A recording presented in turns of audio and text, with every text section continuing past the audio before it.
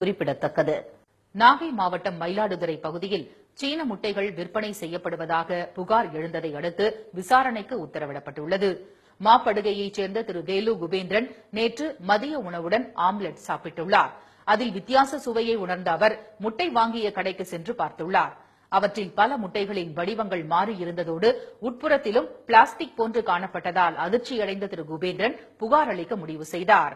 பல்வேறு இணையதளங்களில் செயற்கை முட்டை வந்து கொண்டிருக்கிறது. அதனை பிரித்து பார்த்தால் நீங்கள் தோல்லே நீங்க அடையாளம் கண்டுபிடிக்கலாம் அப்படின்னு சொன்னாங்க. அந்த அடிப்படையில் நான் வந்து அந்த முட்டை ஆம்லெட் போட்டதற்கு பிறகு அந்த சுவை வித்தியாசமாக இருந்ததுனால அந்த ஓட்டை எடுத்து பார்த்தோம்.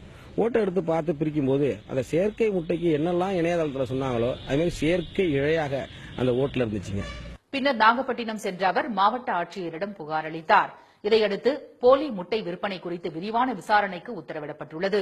நாமக்கல் முட்டைகளைப் போன்ற தோற்றத்தில் சீனாவில் தயாரிக்கப்பட்டு இந்தியாவில் விற்பனைக்கு விடப்பட்டிருப்பதாக இணையதளங்களில் செய்திகள் பரவிய நிலையில் மயிலாடுதுறையில் சீன முட்டைகள் விற்பனை பரபரப்பை ஏற்படுத்தியுள்ளது.